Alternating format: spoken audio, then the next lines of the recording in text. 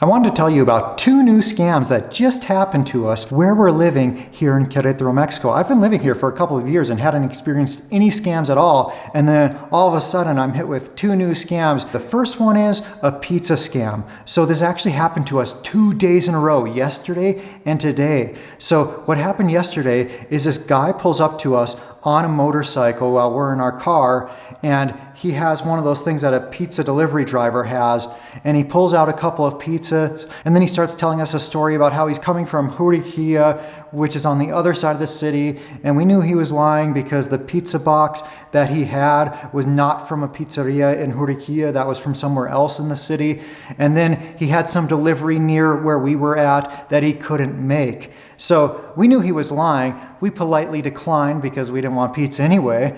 And then he escalated the interaction and called me rude for not purchasing his pizzas. I shouldn't have said anything. I should have just driven off right away, but my emotions got the better of me. And I was like, no, you're the rude one in this situation. But next time I'll try to control my emotions better and not continue with escalating interactions like that, because that's the kind of thing that can get you into trouble. So we drove off, and then the same thing happens again today. So what's the scam here? Well, I don't know exactly what it is, but I think it's one of three possibilities. Number one, and I think the least likely, is that he's stealing pizzas and then reselling them. But this seems pretty stupid, because if you're going to live a life of theft, why would you go around stealing low item things like pizzas to resell?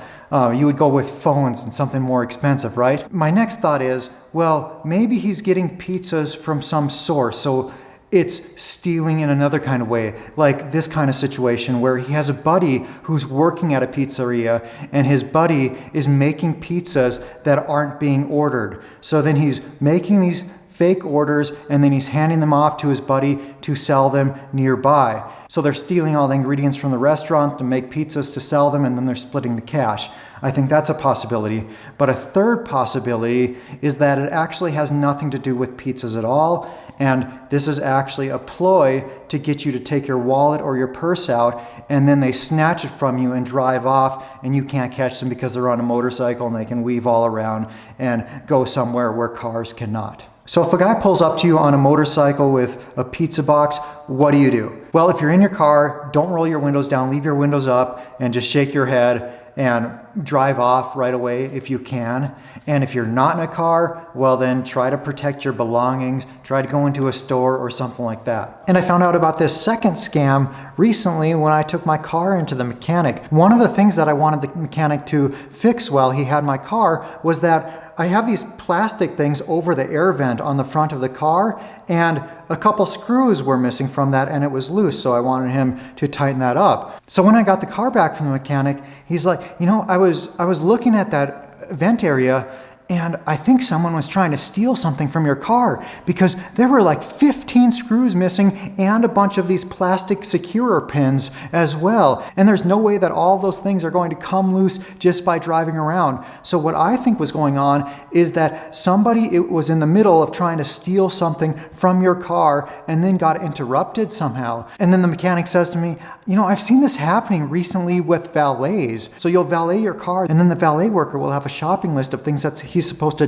remove from cars, but they won't take things that you'll notice right away. Like they won't take sunglasses or something like that. Like recently I had a client who had a speaker stolen from valet. So I think when your car was at a valet at some point, they might have been trying to steal something from inside the front of your car by that air vent. So how do you prevent this scam? Well, one thing I did is that I added an air tag in my car. So when I valet my car, I can see where the car is at, if they kept it in the parking lot or if they drove it somewhere else. Something else you could do is you could add a dash cam where the camera is recording at all times. And something else you could do is just not use valet, but here in Querétaro, that's not really realistic because there's so many places that are valet only. There's a lot of places you just wouldn't be able to go if you swore that you wouldn't use valet. Either that or you would have to take an Uber or something like that. Now, I don't know if these scams are new, but they are new to me, so I wanted to let you know about them so you don't fall victim to them. But anyway, I hope this helps you out and helps you avoid these scams. This isn't goodbye. You can watch one of these videos next, and I'll see you over there.